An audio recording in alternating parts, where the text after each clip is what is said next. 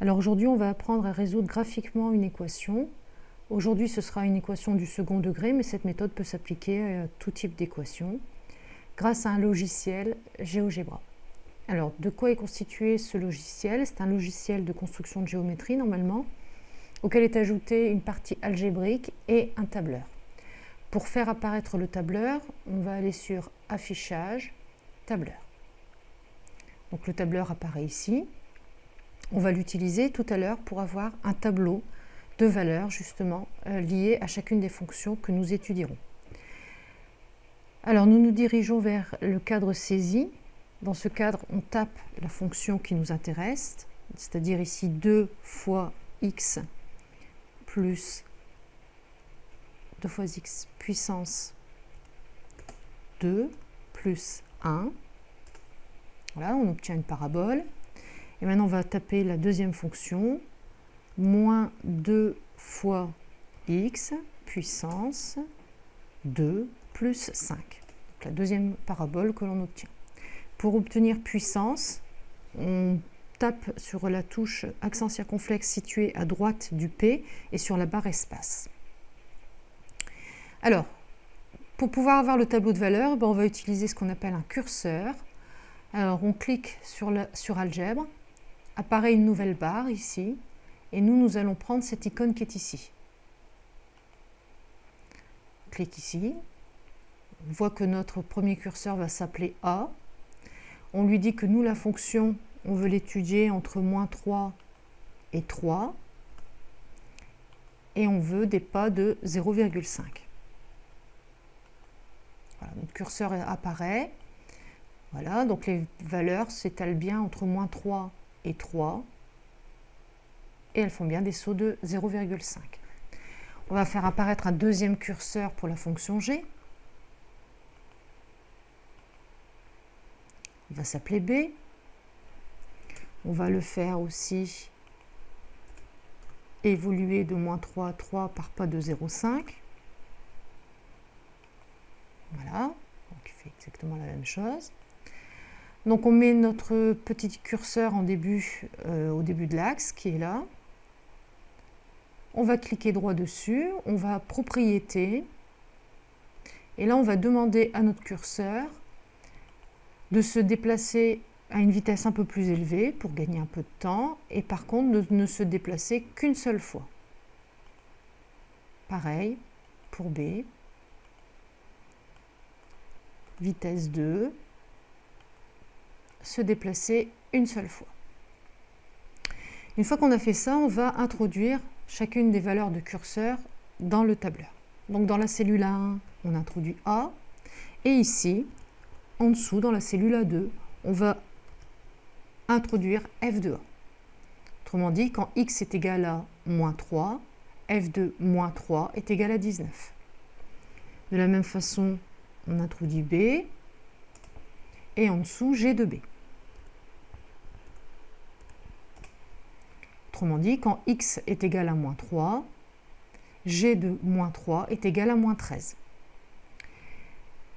Alors, sur ces deux colonnes qui sont ici, on va faire apparaître un tableau de valeurs correspondant à la fonction f, entre moins 3 et 3.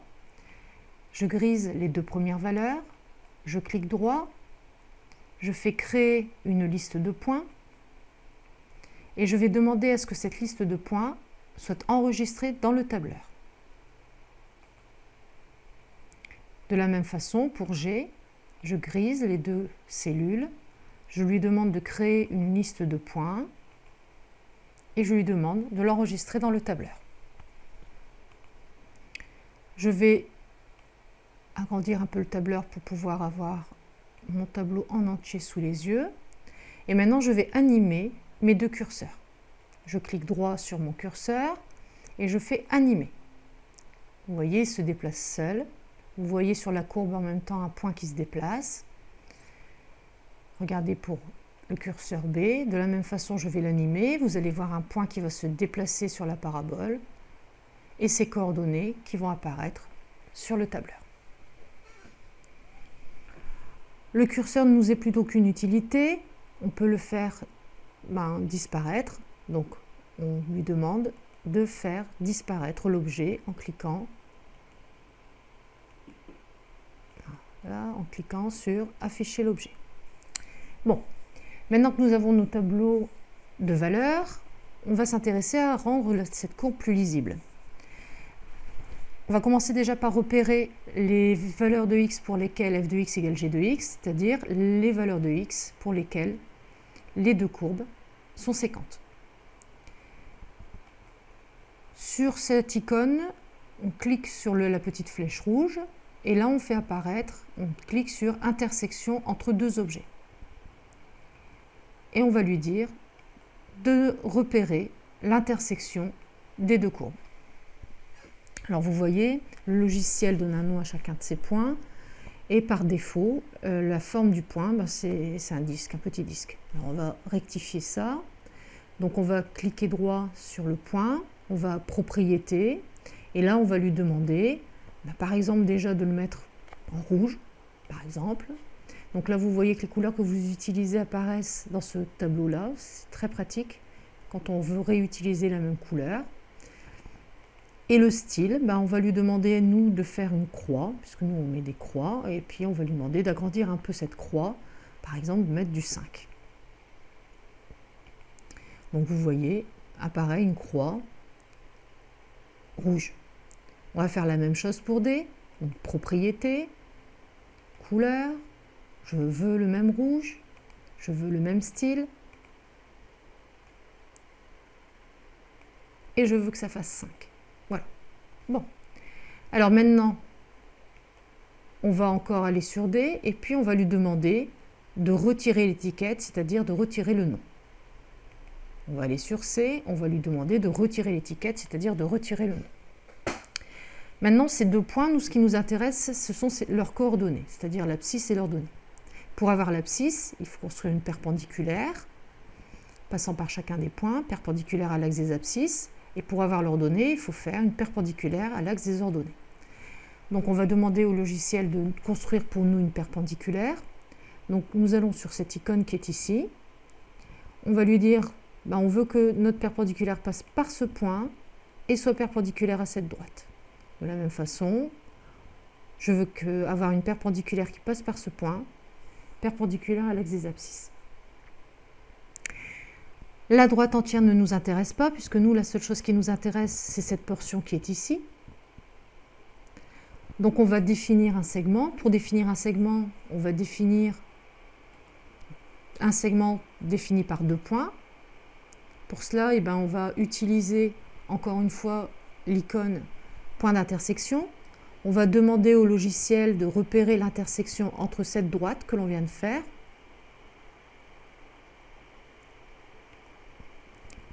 Donc cette droite que l'on vient de faire et l'axe des abscisses.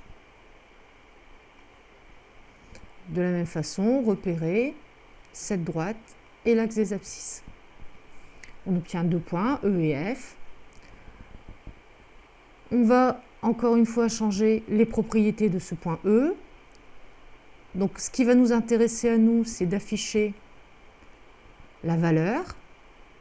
Ce qui va nous intéresser aussi, c'est de mettre en couleur, où on va par exemple mettre, pour lire l'axe des abscisses, on peut mettre du rouge encore, mais cette fois-ci, on va mettre une croix de cette forme-là, puisque ce qui nous intéresse, ce n'est pas un point, mais une abscisse, et du 0,5. De la même façon, pour F, propriété, je veux une croix de cette forme, je veux du 5 et je veux du rouge. Voilà. Alors, j'ai oublié de faire apparaître la coordonnée. Je vais lui demander d'afficher la valeur. Par contre, l'étiquette ne m'intéresse pas. Alors je vais aller ici sur cette petite flèche qui est là et je vais déplacer les coordonnées. Voilà. Bon, je vais définir mon segment, défini par deux points. Je vais donc demander de tracer le segment défini par ces deux points qui sont là et l'autre segment défini par ces deux points qui sont là. Je n'ai plus besoin de ma droite. Je vais cliquer sur ma droite en n'oubliant pas de passer par la flèche. Je clique droit et je demande d'effacer l'objet. De la même façon, je vais effacer l'objet. J'ai mes deux segments. Ces deux segments doivent être en pointillé. Donc je vais sur le premier segment, je vais à Propriétés, Style, et là je vais lui demander de me le mettre en pointillé. On va le mettre par exemple en 3. Un peu plus épais. De la même façon, Propriétés, je vais mettre en 3. Je vais mettre des pointillés, puis on va mettre en rouge. Voilà. Là, on va remettre aussi en rouge. Voilà. Donc, j'ai repéré mes deux points qui me permettent d'obtenir l'abscisse des points d'intersection. Je sais donc que les fonctions f et g seront égales pour x égale moins 1 et x égale 1. Maintenant, j'aimerais savoir quelle est la valeur commune des fonctions f et g dans ce cas-là. Donc, je vais définir à nouveau un segment, mais cette fois-ci qui va être perpendiculaire à l'axe des ordonnées. Je vais changer la nature du segment, donc je vais à sa propriété, je vais par exemple le mettre en bleu, et je vais lui demander d'être en pointillé, et puis je vais mettre du 3 aussi. Voilà. Bon.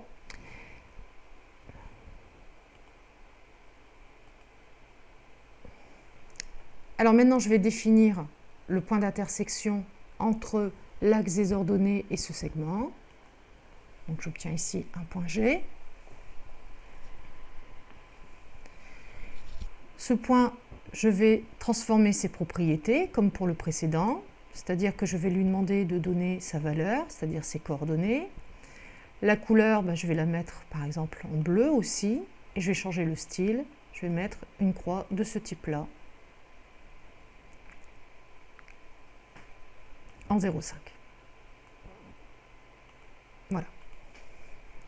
Donc je m'aperçois qu'en fait, quand f de x égale g de x, la valeur commune est égale à 3. Bon, maintenant on va résoudre l'équation f de x supérieure à g de x.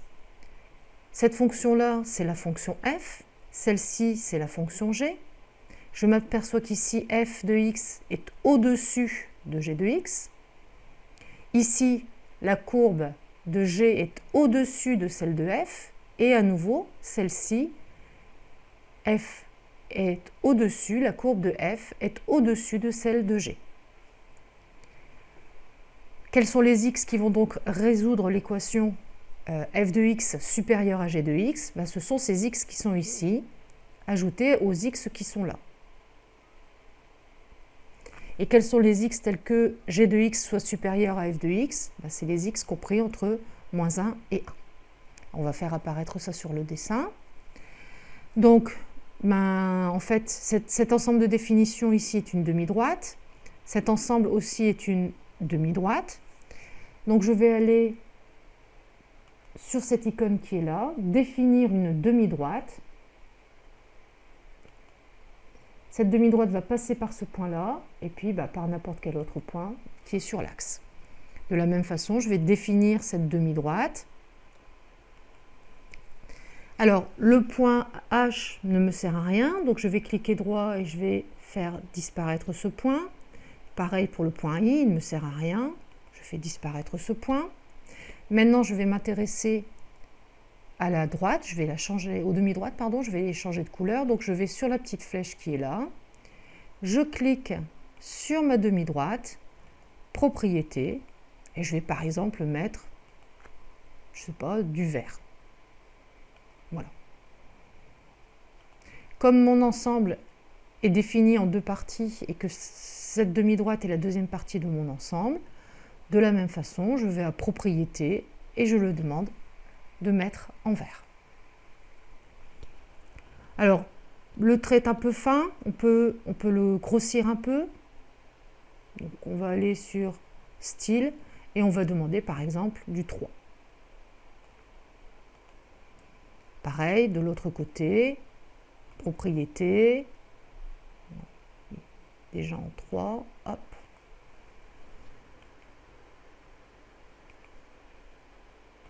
Voilà. Bon. Maintenant, on va faire apparaître les valeurs pour lesquelles g de x est supérieur à f de x. Cette fois-ci, il faut construire un segment. Donc, je vais définir d'abord mon segment. Ce segment, on n'a pas besoin de son étiquette. On va aller aux propriétés. On va le mettre en 3 et on va changer sa couleur. On va mettre, par exemple, je ne sais pas, du rose. Voilà.